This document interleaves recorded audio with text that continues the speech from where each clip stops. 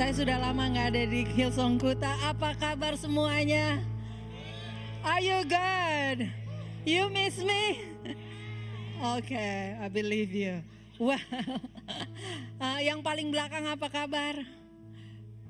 Wow, ini bukan paling. Oh, itu Bapak Dr. Fandri. Terima kasih. Yang paling belakang sana. Good? Okay. Saudara tahu kalau Yesus datang saat ini juga saudara yang terangkat duluan di paling belakang, okay? But tell your neighbor, I'm good. What about you? Awesome, okay. Let's pray before kita dengerin firman Tuhan. Bapa di surga, Engkau berbicara kepada setiap daripada kami di tempat ini. Tuhan Roh Kudus, Engkau ambil alih ruangan hati kami, ruangan pikiran kami, Tuhan Yesus. Ruangan di tempat ini Engkau ambil alih, biarlah Roh Kudus-Mu saja yang melakukan pekerjaan yang only Roh Kudus can do. Terima kasih Bapa di surga. In Jesus name we pray and everybody says, Amen. You can high five your neighbors dan saudara bisa silakan duduk. Thank you team. Alright, so minggu depan benar. Kita Heart and Soul. Saya pakai kacamata tadi jam 9.30 nggak pakai kacamata jadi agak blur. Siapa yang suka kacamata saya? Blue. But minggu depan Heart and Soul. And di Sanur kita pakai baju adat juga. Tapi kita akan ada potluck di Demeru. Itu mujizat nyata karena kemarin di Demeru tidak boleh bawa makanan. Tapi saudara tahu kalau kita punya iman kita ketuk terus. Right? Dan saya bilang saya janji saya akan bersihkan Demeru. Saya janji sampahnya kami akan bawa ke Hillsong Kuta. Dan akhirnya mereka izinkan kami bawa makanan minggu depan potluck. So it's gonna be awesome kalau saudara mau datang gereja dan mau dapat makanan datang ke Hillsong Sanur. Oke, sorry Kuta kalau mau bawa makanan. Saya nggak tahu. But sebelum kita mulai, hari ini saya akan berbicara dari Yohanes 6 ayat 35. Let me just read it for you this verse. Dikatakan, akulah roti hidup. Barang siapa datang kepadaku, ia tidak akan lapar lagi. Dan barang siapa percaya kepadaku, ia tidak akan haus lagi. Sebelum saya masuk ke dalam khotbah saya, ada joke yang saya ingin share sama saudara. Is that okay? Yang sudah lapar katakan? Waduh. Alright. Karena saya orangnya serius kata suami saya, jadi bilang mulai dengan joke dulu. Oke, siap. Makanan apa yang cara pesannya bikin marah? Nggak tahu? Jawabannya adalah teriyaki. Yes. Lucu nggak?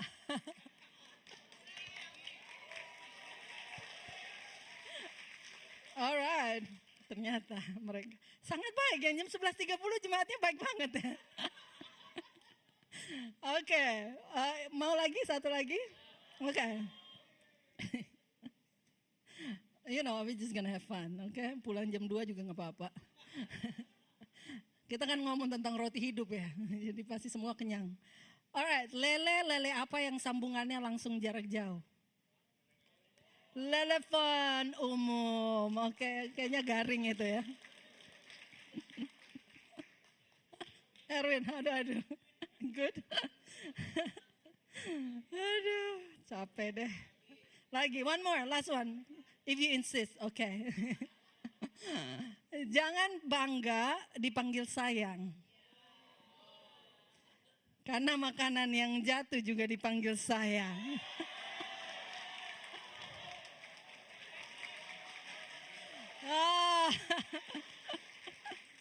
Wow, saya bisa jadi stand up comedian.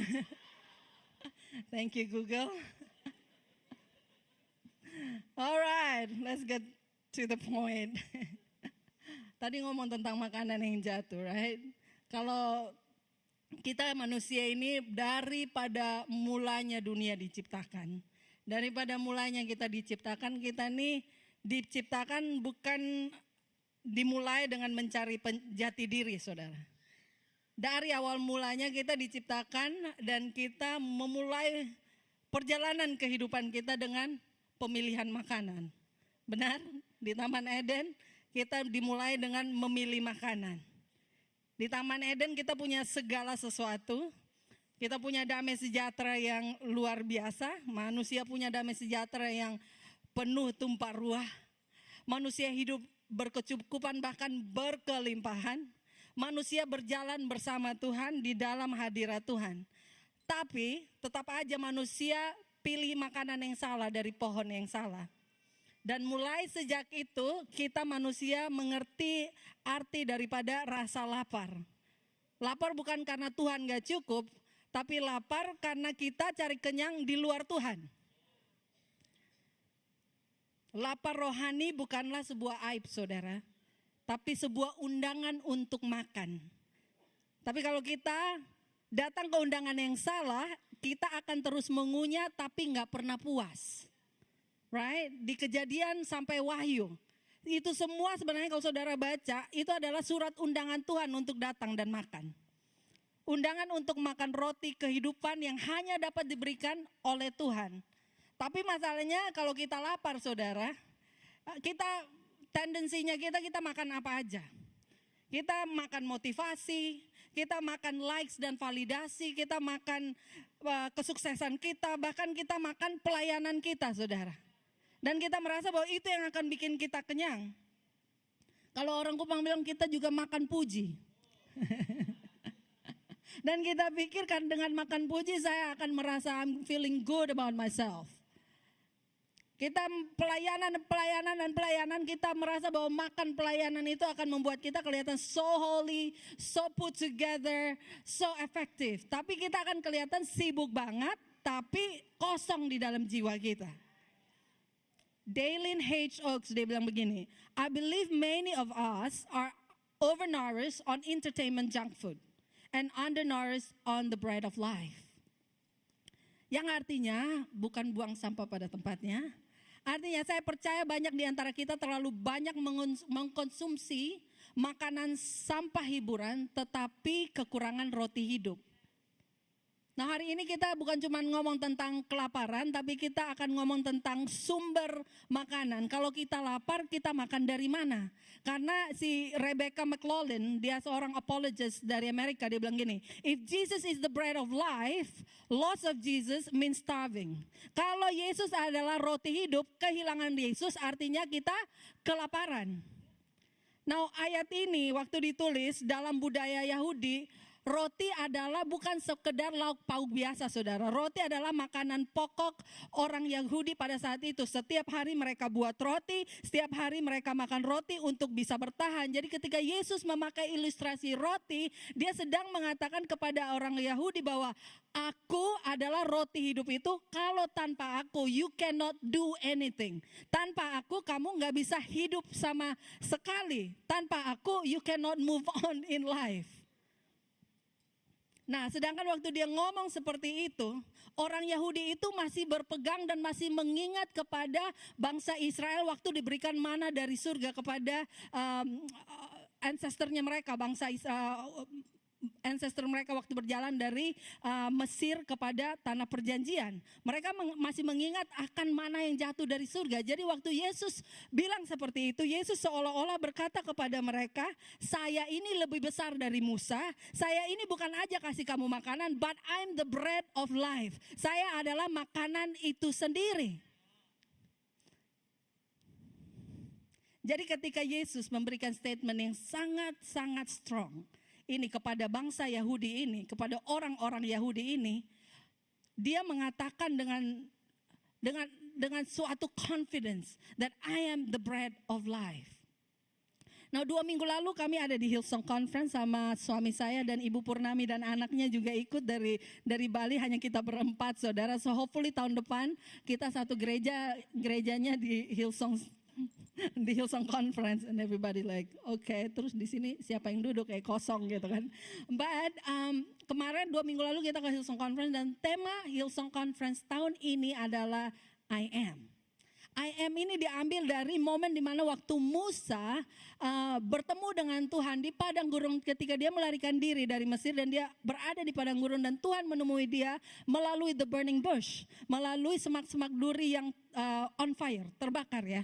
Dan disitulah diambil, di situ Musa bertemu dengan Tuhan dan Tuhan datang dan berbicara kepada Musa dan Musa tanya siapa nama Tuhan. Nah, kalau saudara baru di gereja Hillsong, saudara datang dan saudara bertanya, ini gaya apa ini gereja? Percaya apa ini gereja? Kita percaya Tuhan. Dan nama Tuhan kita adalah Yesus Kristus. For you don't know, nama Tuhan kita adalah Yesus Kristus. Now, kalau kita kenalan sama seseorang, kita pasti pengen tahu nama dari orang yang kita salaman, right? Karena the key of sebuah relationship adalah to know the name first. Kita nggak akan bangun sebuah hubungan dengan seseorang tanpa tahu nama orang tersebut, right? Kalau saudara kenal sama saya, kalau saudara perkenalkan diri saudara sekali kepada saya, maafkan kalau saya akan lupa nama saudara untuk beberapa saat lamanya. Tapi kalau saudara kenalkan dan saudara hangout sama saya, ada di connect group, ada di volunteer, dan saya sering ketemu, pasti saya akan ingat nama saudara. Now, the key di dalam sebuah relationship adalah paling pertama ingat nama orang tersebut. Coba saya saudara tanya nama teman di sebelah. Coba tanya nama teman di sebelah. Jangan sampai lupa. Nah, waktu Musa, sudah ingat namanya? Oke, awesome. Waktu Musa ada di burning bush itu, Tuhan kasih tahu kepada Musa, Tuhan bilang, Musa, kamu harus balik ke Mesir dan keluarkan bangsaku, bangsa Israel daripada perbudakan, bebaskan mereka. Terus Musa bilang ini, oke God, saya akan kembali ke Mesir untuk kasih tahu perintah kamu ini kepada Firaun, tapi tolong kasih tahu saya nama kamu siapa, karena waktu saya ketemu Firaun nanti ketemu bangsa Israel, mereka tanya Tuhan yang mana yang kirim kamu. Jadi what is your name God? Terus Tuhan kasih tahu namanya dia bilang tell the people, my name I am is there I am. Aku adalah aku. Now I am atau aku ini adalah Yahweh saudara. Yahweh adalah Tuhan yang melampaui akal pikiran kita. Tuhan yang melampaui batas waktu dan ruang. Tuhan yang melampaui batas segala macam yang kita lakukan di dunia ini. Dan dia dapat melakukan apapun yang kita butuhkan di setiap musim kehidupan kita. I am that I am. Aku adalah aku. Dan waktu Musa mendengarkan hal tersebut, Musa pergi kembali ke Mesir dan dia katakan itu kepada Firaun dan bangsa Israel dikeluarkan. Tapi di dalam Yohanes 6 ini, Yesus sedang merujuk kembali kepada Keluaran 3 tersebut, di mana orang-orang Israel dikeluarkan. Dia bilang, look at that, yang tadi aku bilang I am that I am, aku adalah aku, karena aku bisa menjadi apapun yang kamu butuhkan. Aku bisa menjadi, akulah roti hidup itu, aku bisa menjadi pintu, aku bisa menjadi gembala yang baik, aku bisa menjadi kebangkitan hidup, aku bisa menjadi jalan kebenaran dan hidup, aku bisa menjadi pokok anggur. Dia bisa menjadi Tuhan yang kita butuhkan di setiap musim kehidupan kita. Mengetahui siapa Tuhan dan namanya akan membantu kita lebih erat dalam hubungan kita bersama Tuhan Yesus. Tema khotbah saya pagi hari ini adalah Aku adalah roti hidup. Subtemanya adalah bukan kamu yang kurang, tapi sumbernya yang salah. Kasih tahu kiri kanan, bukan aku yang kurang, tapi sumbernya yang salah. Dari ayat ini mengatakan kepada kita, kadang kita merasa kurang, mungkin bukan karena kita kekurangan makanan, mungkin kita berlimpah dengan makanan yang salah. Tuhan ingin ingatkan kepada kita, dialah roti hidup itu. Kita mungkin merasa kurang, kita masih merasa lapar, karena kita mengambil makanan dari sumber yang salah. Sumber yang benar hanya didapatkan di dalam Yesus Kristus, ada amin. So pagi hari ini kita akan belajar 3 hal. Kenapa Yesus Kristus adalah sumber yang benar. Number 1, are you ready? Number 1, Yesus adalah roti hidup. Dia adalah sumber kehidupan ilahi. Akulah roti hidup, barang siapa datang kepadaku, ia tidak akan lapar lagi. Dan barang siapa percaya kepadaku, ia tidak akan haus lagi. Akulah roti hidup. Dalam Yohanes istilah hidup atau zoe itu disebutkan lebih dari 36 kali saudara. Dan ini kenapa ditulis lebih dari 36 kali? Karena Yohanes ingin menggambarkan kepada manusia bahwa arti kehidupan ilahi itu hanya kamu gak bisa dapat dari manapun itu. Kamu hanya bisa dapatkan di dalam Yesus. Nah, dunia menawarkan banyak roti, saudara. Right? Roti karir, roti hiburan, roti uang, roti relationship, roti lapis. Right? Kok pada gak ketawa? Udah pada fokus banget. Oke. Dunia menawarkan banyak sekali roti, saudara. Tapi hanya Yesus yang memberi hidup yang kekal, hidup dengan jiwa yang terpuaskan, hidup dengan damai yang steady. Seperti tubuh yang butuh makanan setiap hari, jiwa kita pun butuh bertahan hidup di dalam dunia ini setiap hari. Nah, di pasal 6, waktu pasal ini ditulis dengan sebuah cerita yang sangat terkenal, yaitu Yesus memberikan makan 5.000 orang, saudara. Kalau saudara baca di ayat 5 dan 6, di situ diceritakan Filipus. Yesus tanya kepada Filipus, ini banyak orang datang nih Filipus. Bagaimana, dari mana kita akan dapat makanan? Terus Filipus waktu di ayat 6 dia jawabnya, pokoknya kalau uang ini gak cukup, beli ini gak cukup, walaupun gaji 1 tahun gak akan cukup memberikan makan, atau dipotong-potong kecil-kecil pun gak akan cukup untuk semua orang ini bisa makan. Listen, di situ dikatakan bahwa waktu Yesus tanya Filipus, dia sudah tahu apa yang harus dia lakukan. Tapi Yesus masih mengambil waktu untuk bertanya kepada Filipus. Menurut dia seperti apa, bagaimana atau dari mana kita akan mendapatkan makanan. Can I tell you something? Yesus sudah punya jalan keluar buat saya dan saudara. Yesus sudah punya jawaban buat saya dan saudara. Tapi respon kita kepada ujian yang ada itu yang akan menentukan kalau kita bisa melihat bahwa roti hidup itu ada buat kita, selalu memenuhi kebutuhan kita. Yesus sudah ada jawaban buat kita. Yesus sudah punya jawaban dan jalan keluar, saudara. Ibu-ibu, bapak-bapak, Yesus sudah punya uang sekolah buat anak-anak bapak ibu. Yesus sudah punya rumah buat saudara yang masih kontrak. Amin. Yesus sudah punya segala yang kita butuhkan. Dia udah tahu untuk mau kasih surprise kepada kita. Filipus berkata, roti seharga 200 dinar tidak akan cukup untuk mereka ini. Sekalipun masing-masing mendapat sepotong kecil aja. Responnya Filipus adalah respon kebanyakan daripada kita. Respon kita itu melihat kepada kekhawatiran. Melihat kepada yang tidak bisanya. Yesus tanya, dari mana? Filipus jawab, bagaimananya. Yesus tanya, dari mana? Di mana? Di mana kita bisa dapatkan makanan? Filipus jawab bagaimananya. Filipus menjawab kekhawatirannya. Tuhan tidak bekerja melalui bagaimananya kita, saudara. Tuhan tidak bekerja melalui apa yang kita lihat di depan mata kita, kekhawatiran kita, kekurangan kita. Karena dari mananya kita makan, itu akan merubah bagaimananya kita, saudara. Dari mana kita mendapatkan makanan itu akan merubah bagaimana situasinya kita. Dari mana kita mendapatkan sumber pengharapan kita akan merubah situasi kita. Dari mana kita mendapatkan sumber damai sejahtera kita akan merubah situasi kita. Dari mana kita mendapatkan sumber damai itu akan merubah situasi kita. Dari mananya sebenarnya tidak boleh berubah selamanya. Karena dari mana kita mendapatkan kekuatan dan damai sejahtera? Our help comes from the Lord alone. Pertolongan kita, sumber kita datangnya dari Tuhan saja.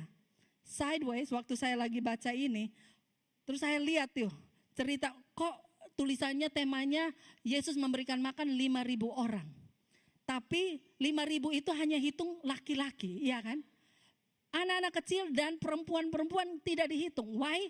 Karena laki-laki dewasa itu lebih penting daripada anak-anak kecil dan perempuan. Tapi yang terjadi adalah di situ dibilang Andreas melihat seorang anak kecil membawa 5 roti dan 2 ikan dan dia ambil, dia serahkan kepada Yesus. Yesus berkati dan terjadi multiplikasi. Yang Tuhan lakukan, Tuhan melihat dari pandangan dia, yang manusia lihat tidak penting, dia menganggap penting dan dia memakai itu menjadi saluran roti hidup bagi banyak orang. Dari mananya? Yohanes 6 ayat 26 berkata, kamu mencari aku bukan karena kamu telah melihat tanda-tanda, melainkan karena kamu telah makan roti itu dan kamu kenyang. Orang-orang ini datang kepada Yesus tapi bukan untuk Yesus. Mereka lapar. Mereka kelaparan. Jadi mereka datang cari Yesus bukan untuk mendapatkan relationship sama Yesus, bukan untuk mencari kebenaran, tapi mencari makanan karena mereka telah menyaksikan Yesus memberikan makan buat pesta untuk 5.000 orang plus anak-anak dan perempuan. Jadi mereka datang untuk they want more of the miracle. Mereka mau lebih banyak daripada mujizat itu. Tapi Yesus berkata, aku lebih tertarik untuk kamu menjadi tidak lapar lagi daripada hanya kenyang sesaat. Yesus sedang memanggil kita untuk membedakan antara tanda dan sumber, saudara. Antara berkat dan pemberi. Antara kenyang fisik dan puas secara jiwa. Kita mau kuasa Tuhan tapi kita gak mau Tuhannya. Kita mau berkatnya Tuhan tapi kita gak mau si pemberi berkat. Kita mau mujizat tapi kita gak mau sang pemberi mujizat itu. Makanya kadang-kadang kita, bukan kadang-kadang, sering kali kita orang Kristen hanya datang kepada Tuhan kalau ada masalah. Kita hanya datang ke gereja kalau lagi ada krisis. Kita hanya cari berkat mujizatnya aja. Tapi kita gak cari Tuhannya. Waktu di rumah, makan aja lupa berdoa. Bangun tidur lihat Instagram langsung ya. Gak cari Tuhan dulu, firman-Nya, doa. Kita hanya check in di dalam gereja untuk cari berkat. Tuhan mau kita datang kepada Dia untuk who He is. Dia yang bisa memuaskan. Dia mau relationship bersama kita. Dia mau our trust in Him. Billy Graham. Billy Graham adalah seorang penginjil yang luar biasa. Dia menginjil kepada lebih dari 215 juta manusia, saudara. Over 185 countries. 185 negara. Nah, awal-awal waktu Billy Graham mulai melayani, dia belum terkenal banget waktu itu. Dia punya teman yang namanya Charles Templeton. Nah, Charles ini udah lebih terkenal dari dia dan kayak kakak rohaninya lah. Dan mereka jadi teman baik. Dan pada suatu saat, si Billy Graham mulai ada di masa di mana dia mulai mempertanyakan tentang keabsahan dari firman Tuhan. Ini terjadi karena dia dipengaruhi oleh si Charles Templeton ini. Charles Templeton ini terkenal pembicara yang luar biasa, yang berapi-api, tapi dia juga sangat intelektual. Jadi karena saking pintarnya, dia mulai baca firman, dia mempertanyakan segala sesuatunya tentang Tuhan. Dia mempertanyakan dan akhirnya at the end of the day si Charles Templeton ini menjadi agnostik, menjadi orang yang tidak percaya Tuhan. Dan itu merusak hubungan dia sama Billy Graham, malah menyakitkan hati Billy Graham karena dia melihat si Charles Templeton ini sebagai seorang yang menginspirasi dia, seorang kakak rohani. Dan akhirnya si Billy Graham dia memilih untuk retreat, dia memilih untuk menenangkan diri, dia memilih untuk mencari kebenaran sejati itu. Dan akhirnya dia pergi ke sebuah conference yang namanya Forest Home Conference Center di California. Nah di sana waktu si Billy Graham sampai, dia masuk ke, jadi itu kayak di hutan gitu. Jadi dia ambil waktu untuk dia jalan ke hutan. Di dalam bukunya dikatakan dia pergi ke dalam hutan. Terus dia duduk di bawah sebuah pohon cemara. Dan di situ dia berdoa. Dia bilang gini, God, there are many things in this book, meaning the Bible, I do not understand. But by faith, I will accept it as your word. Dia bilang, Tuhan, dalam buku ini banyak yang saya nggak ngerti. Tapi dengan iman, saya akan terima ini sebagai firman-Mu. Doa Billy Graham ini menjadi titik balik dari pelayanannya dia. Nggak lama setelah itu, Billy Graham melakukan KKR Crusade di LA tahun 1949. Dan KKR ini meledak booming dengan luar biasa, dan ini menjadi awal pelayanan Billy Graham yang luar biasa. Now, dalam hutan tersebut waktu Billy Graham berdoa kepada Tuhan, dia tidak menunggu semua pertanyaan dia terjawab. Dia berdoa kepada Tuhan saat itu, dia nggak nunggu sampai semua itu masuk akal buat dia. Tapi dia memilih untuk percaya kepada pribadi yang adalah roti hidup itu, saudara.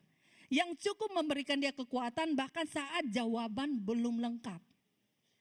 Dan dari keputusan itu Tuhan memberkati pelayanan si Billy Graham secara luar biasa. Billy Graham berkata demikian, "My one purpose in life is to help people find a personal relationship with God, which I believe comes through knowing Jesus Christ." Dan hidupnya Billy Graham menjadi saluran roti bagi jutaan orang. Pertanyaan saya bagi kita semua saat ini, apakah kita menganggap Yesus sebagai makanan pokok kita atau hanya cemilan rohani saat lapar?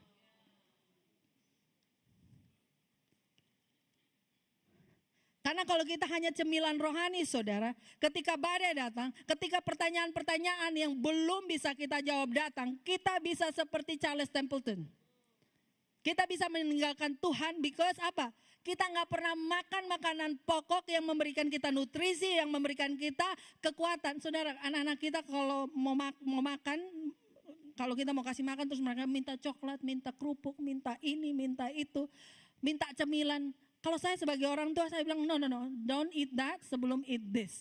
Nggak boleh makan coklat atau cemilan kalau belum makan nasi. Ya kan kita orang Indonesia, kalau ini judulnya roti hidup, kita nasi hidup. Right? Karena kita sebagai orang tua dunia tahu bahwa makanan pokok itu yang memberikan kekuatan, itu yang membuat mereka tinggi, mereka sehat, mereka kuat di dalam hidup. Kalau hanya makan cemilan, angin baru lewat langsung batuk pilek, angin baru lewat langsung pingsan, right? Angin baru lewat langsung diare, you know. Tapi pertanyaan saya, apakah kita menganggap Yesus sebagai makanan pokok atau hanya cemilan rohani? Saudara pulang, saudara pikirkan itu. Kenapa Yesus sumber yang benar? Karena Yesus adalah roti hidup itu, dia adalah sumber kehidupan ilahi. Nomor dua, come on. Is everyone okay? Nomor dua, datang kepada Yesus menghapus kelaparan jiwa. Akulah roti hidup, barang siapa datang kepadaku ia tidak akan lapar lagi, dan barang siapa percaya kepadaku ia tidak akan haus lagi. Barang siapa datang kepadaku, berbicara tentang respon iman yang aktif, saudara. Bukan pasif. Itu adalah kata kerja, barang siapa datang, jalan, datang, berlari kepada Yesus adalah respon iman yang aktif. Dalam Yohanes ini, pandangan Yohanes datang kepada Yesus bukan cuma soal ikut ibadah. Hari Minggu jam 11.30 pagi. Atau ikut di Sanur jam 10.30 pagi, sekalian iklan. 10.30 di Sanur guys. Boleh datang. Pandangan Yohanes tentang datang kepada Yesus. Barang siapa datang kepadaku, datang kepada Yesus bukan cuma soal ikut ibadah, saudara. Bukan cuma soal ikut connect group. Bukan soal menjalankan rutinitas agamawi, saudara. Datang kepada Yesus artinya percaya penuh kepada Yesus dan membangun hubungan pribadi dengan Yesus. Sejak manusia jatuh di dalam dosa di Kejadian 3, saudara, hubungan kita dengan sang sumber hidup itu sempat terputus, saudara. Dan sejak itu manusia terus merasa kosong di dalam kehidupan mereka. Seperti ada bagian jiwa yang hilang dan gak bisa diisi dengan apapun di dunia ini, saudara. Dallas Willard berkata, "We are unceasing spiritual beings with an eternal destiny in God's great universe. Our hunger is not for more of the world, but for more of God." Kita adalah makhluk rohani yang tak pernah berhenti dengan tujuan kekal di dalam semesta Allah yang agung. Rasa lapar kita sebenarnya bukan untuk hal-hal duniawi, tetapi untuk mengalami Tuhan lebih lagi. Kelaparan jiwa tidak bisa dipuaskan oleh anything, saudara. Hanya ketika kita datang kepada Yesus, masuk dalam hubungan bersama Dia, kita mendapatkan kepenuhan, dipuaskan oleh Tuhan.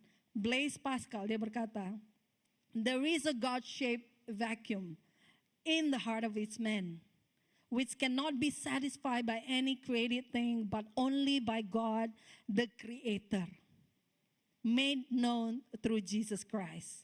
Ada kekosongan berbentuk Allah. Itu kekosongan berbentuk Allah, saudara. Ada kekosongan yang kalau saudara belum isi Tuhan di dalam kehidupan saudara, ada kekosongan berbentuk Allah. Yang tidak bisa diisi oleh apapun, yang tidak cocok sama benda apapun atau bentuk hiburan apapun. Ada kekosongan berbentuk Allah di dalam hati setiap manusia yang tidak bisa diisi oleh apapun yang diciptakan. Hanya bisa dipenuhi oleh Sang Allah, Sang Pencipta yang dinyatakan melalui Yesus Kristus. Ada seorang wanita perempuan sama aja. Di Sisterhood di Hillsong Kuta. Namanya Desi, dan Desi sudah memberikan saya izin untuk sharing ceritanya dia. Desi lahir besar di keluarga non-Kristen, tidak kenal Tuhan Yesus sama sekali, beragama lain. Dia dibesarkan di keluarga non-Kristen, tapi tetangganya adalah seorang Kristen. Nah, terus dia kemudian jadi teman baik sama tetangga ini, anak tetangga mereka sepantaran. Jadi teman baik, jadi temannya ini ajakin si Desi main ke rumahnya selalu.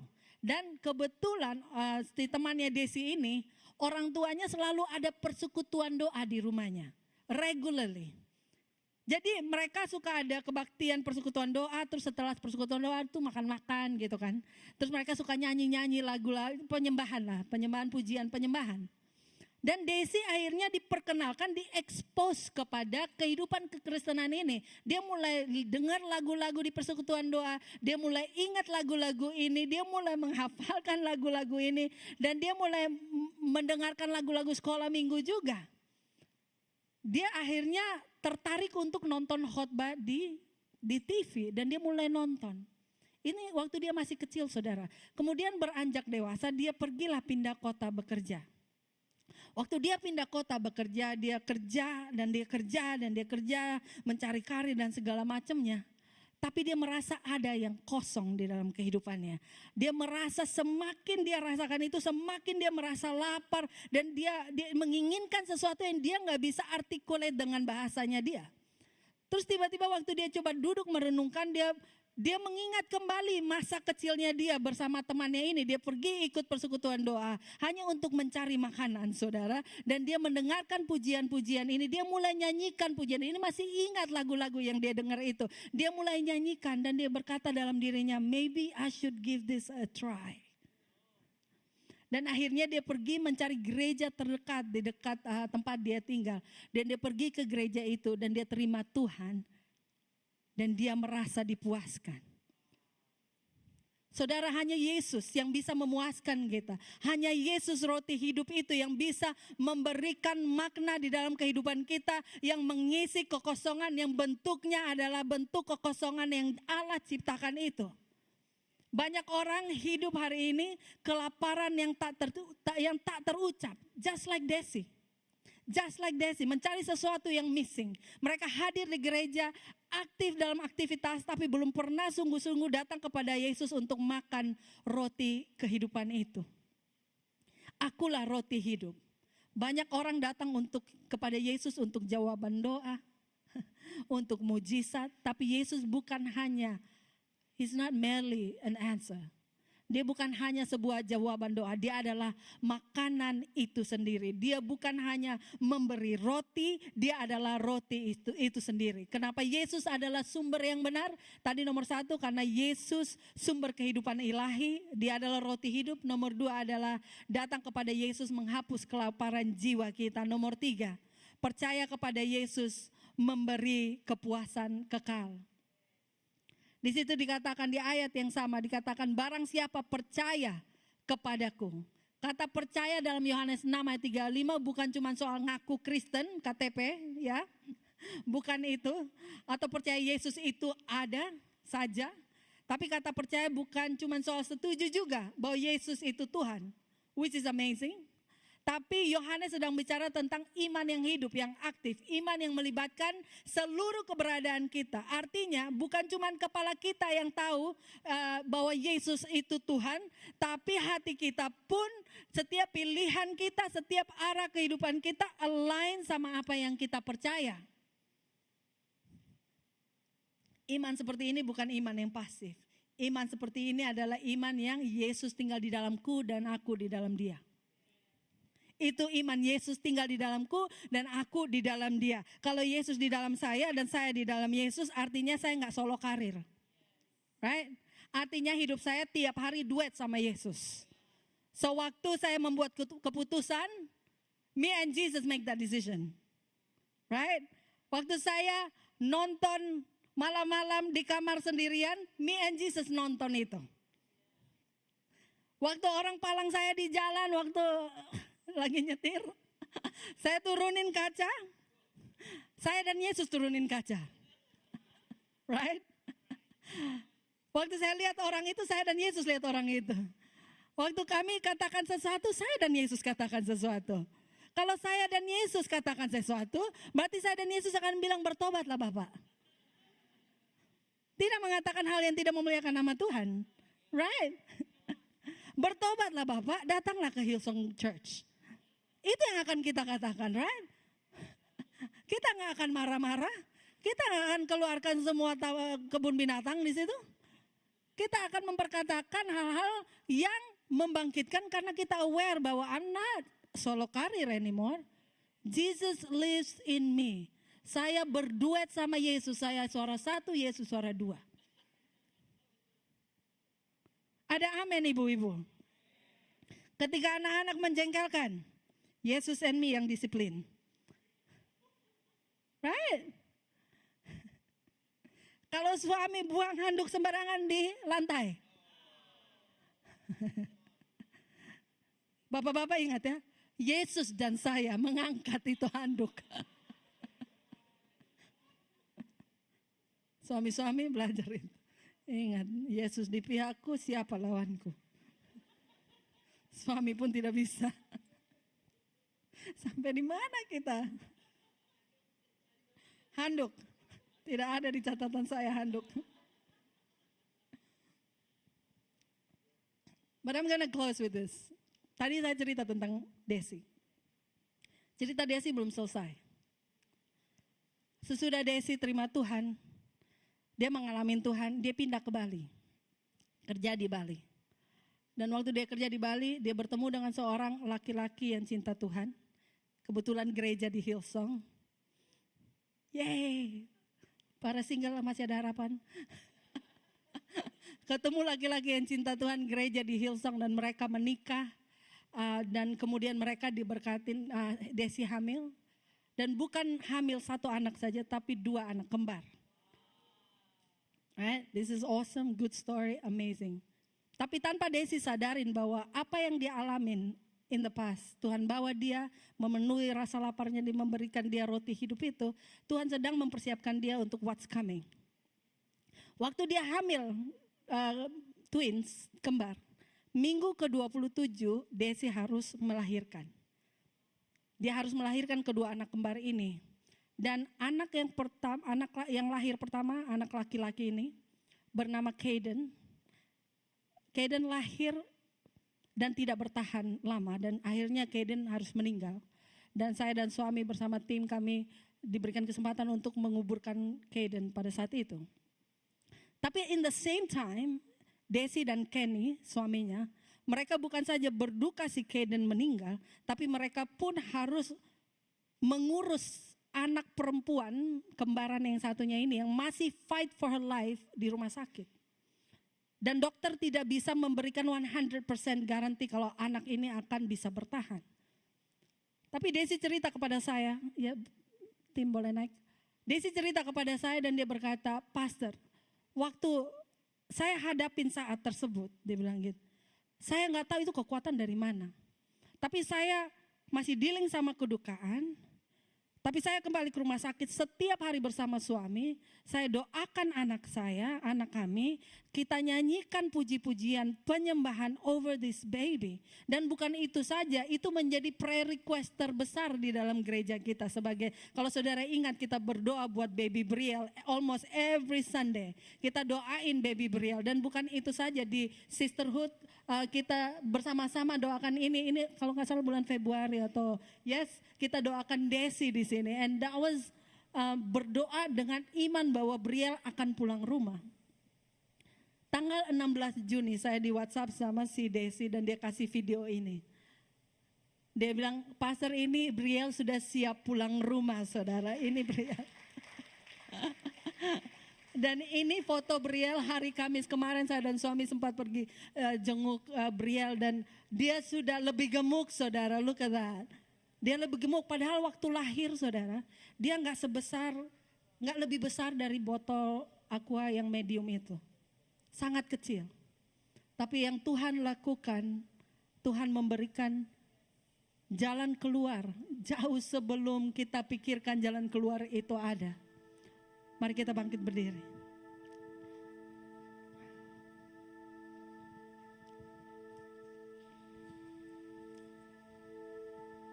Kamis kemarin waktu kami bertemu Desi dan Kenny.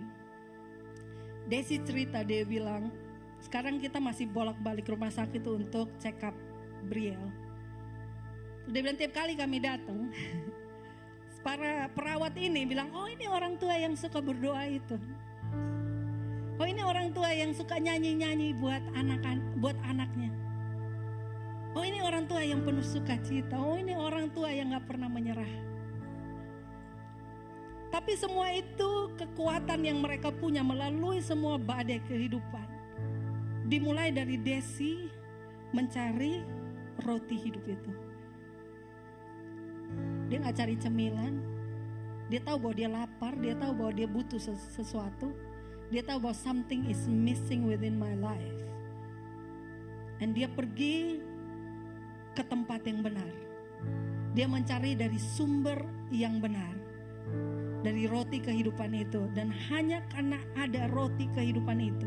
Karena Yesus Kristus ada di dalam dia dan dia di dalam Yesus. Itu yang memberikan dia kekuatan. Itu yang memberikan dia dan Kenny kekuatan. Untuk bisa menjalani badai hidup ini. Saudara, roti back in the days itu melambangkan an offering untuk perdamaian. Jadi waktu orang breaking bread at the table dengan orang lain, kalau saudara lagi marahan nih, terus saudara ajak teman saudara untuk mau berdamai, saudara datang dan breaking the bread. And you pretty much you giving the statement that, "Hey, we're good ya, kita baikan ya, no hard feelings." And pagi hari ini, saya ngerasa bahwa waktu saya lagi siapin bahan ini, sebenarnya itu Rebecca yang ingatin saya, karena Rebecca is my theologian friend. Dia bilang, "Kakak tahu nggak, bread in the past ini represent ini." And I was like, "Oh, thank you." And I pray over this message and I feel like itu bukan kebetulan Rebecca text me tentang roti, tentang breaking bread. Karena I feel like banyak daripada kita merasa lapar, kita merasa haus, kita merasa something missing. Mungkin satu hal yang perlu kita perbaiki, come to the bread of life to be able for you to have the strength to forgive. Untuk melepaskan pengampunan. Dan kalau itu saudara dan saudara has been holding back di dalam rasa kekecewaan, di rasa dendam, merasa this is not fair, kenapa orang itu melakukan hal ini kepada saya? You know what? Today, let's breaking the bread. Oke, mari kita ambil roti hidup itu dan lepaskan pengampunan itu kepada siapapun yang mungkin menyakiti saudara. And see what God can do in your life. Dan kalau itu saudara dan saudara berkata, "England, saya butuh bantuan. Saya butuh kekuatan daripada Tuhan untuk bisa melepaskan pengampunan ini kepada orang yang menyakiti saya." Kalau itu saudara, saya ingin saudara taruh tangan saudara di hati saudara, di dada saudara. And I want to pray for you. Bapa di surga, Engkau melihat tiap tangan yang ada di dada. Banyak sekali tangan yang ada di dada mereka, Tuhan Yesus. And mereka recognize that they need you. Mereka membutuhkan kekuatan daripada-Mu saja, Roh Kudus, untuk melepaskan pengampunan itu, Tuhan Yesus. Tanpa syarat, Tuhan Yesus. Mereka ingin melepaskan pengampunan itu, tapi hamba berdoa, Roh Kudus, Engkau Allah yang menyanggupkan mereka. Engkau Allah yang menuntun mereka. Engkau Allah yang mencurahkan damai sejahtera melampaui akal pikiran manusia. Tuhan, pagi hari ini berikan otoritas Allah di atas mereka. Berikan urapan Allah di atas mereka, supaya mereka bisa keluar dari gedung ini. And mereka akan making it right, breaking bread with the people that hurts them. In Jesus' name I pray. In Jesus' name I pray. Amen.